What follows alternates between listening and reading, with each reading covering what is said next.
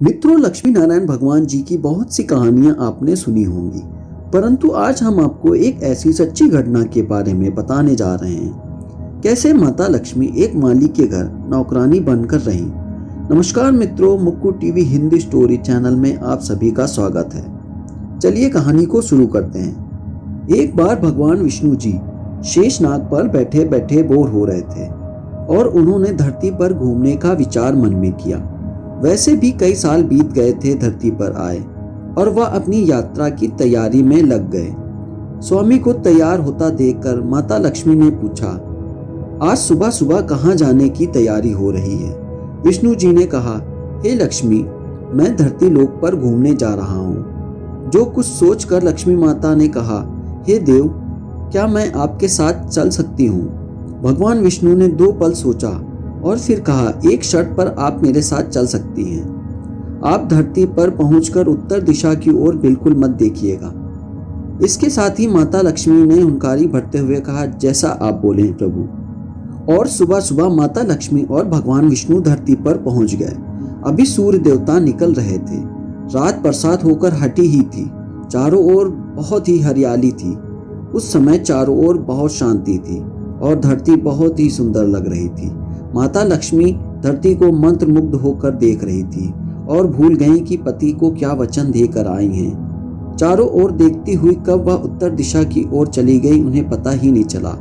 उत्तर दिशा में माता लक्ष्मी को एक बहुत ही सुंदर सा बगीचा नजर आया और उस तरफ से भीनी भीनी खुशबू भी आ रही थी और बहुत ही सुंदर फूल खिले थे।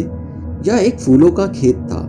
माता लक्ष्मी बिना सोचे समझे उस खेत में गई और एक सुंदर सा फूल तोड़ लाई। लेकिन यह क्या, जब माता लक्ष्मी भगवान विष्णु के पास वापस आई तो भगवान विष्णु की आंखों में आंसू थे और भगवान विष्णु ने माता जी से कहा, कभी भी किसी के बिना पूछे उसका कुछ भी नहीं लेना चाहिए, और इसके साथ ही अपना वचन भी याद दिलाया। माता लक्ष्मी को अपनी भूल का पता चला तो उन्होंने भगवान विष्णु से इस भूल की माफी मांगी। तो भगवान विष्णु ने कहा, जो तुमने भूल की है उसकी सजा तो आपको मिलेगी। जिस माली के खेत से तुमने बिना पूछे फूल तोड़ा है, यह एक प्रकार की चोरी है। इसलिए अब तुम 3 साल तक उस माली के घर में नौकर बनकर रहोगी। उसके बाद मैं तुम्हें बैकुंठ में वापस बुलाऊंगा। माता लक्ष्मी ने चुपचाप सर झुकाकर हाँ कर दी और माता लक्ष्मी एक गरीब औरत का रूप धारण करके उस खेत के मालिक के घर गई। घर पर क्या, वह झोपड़ा था और मालिक का नाम माधव था। माधव की बीवी, 2 बेटे, 3 बेटियां थी। सभी उस छोटे से खेत में काम कर कर गुजारा करते थे। माता लक्ष्मी जब एक साधारण और गरीब औरत बनकर माधव के झोपड़े पर गईं, तो माधव ने पूछा, बहन, तुम कौन हो और इस समय तुम्हें क्या चाहिए। तब माता लक्ष्मी ने कहा, मैं एक गरीब औरत हूँ। मेरी देखभाल करने वाला कोई नहीं है। मैंने कई दिनों से खाना भी नहीं खाया है। मुझे कोई भी काम दे दो, साथ में मैं तुम्हारे घर का काम भी कर दिया करूँगी। बस मुझे अपने घर में एक कोने में आसरा दे दो। माधव बहुत ही अच्छे दिल का मालिक था। उसे दया आ गई, लेकिन उसने कहा, बहन, मैं तो बहुत ही गरीब हूँ। मेरी कमाई से मेरे घर का खर्च ही बहुत मुश्किल से चलता है। लेकिन अगर मेरी 3 की जगह 4 बेटियां होती तो भी मैं उनका गुजारा करता। अगर तुम मेरी बेटी बनकर मेरे घर में रहना चाहती हो तो बेशक आप रह सकती हो। माता लक्ष्मी खुश होकर उसके घर में प्रवेश करती हैं। माधव ने माँ लक्ष्मी को अपने झोपड़े में शरण दे दी और माँ लक्ष्मी 3 साल तक माधव के घर में नौकरानी बनकर रही। जिस दिन से माता लक्ष्मी माधव के घर आई थी, उसके दूसरे दिन से ही माधव को इतनी आमदनी हुई कि उसने एक गाय खरीद ली। फिर धीरे धीरे माधव ने काफी जमीन खरीद ली। सब अच्छे से चल रहा था। माधव ने अपना घर भी बनवा लिया, साथ ही अपनी बेटियों और बेटे के लिए गहने जेवरात भी बनवाए।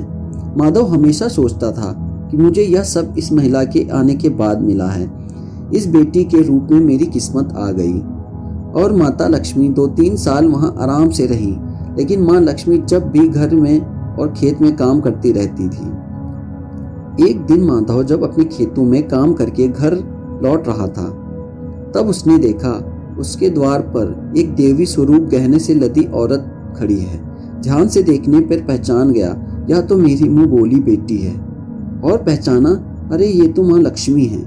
जब तक माधव का पूरा परिवार बाहर आ गया और सब हैरान होकर माँ लक्ष्मी को देख रहे थे। माधव बोला, हे माँ, हमें माफ़ कर दें, हमने अनजाने में आपसे खेत में काम करवाया। माता जी, मुझे माफ़ कर दीजिए। माता लक्ष्मी मुस्कुराई और बोली, माधव, तुम बहुत ही दयालु व्यक्ति हो।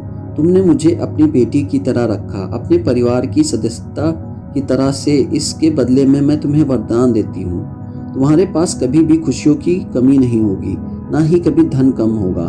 तुम्हें सारे सुख मिलेंगे जिसके तुम हकदार हो। और फिर माँ लक्ष्मी अपने स्वामी के द्वारा भेजे गए रथ पर बैठकर बैकुंठ की ओर चली गईं। आपको ये कहानी कैसी लगी? हमारे चैनल को सब्सक्राइब कर दें। हम ऐसे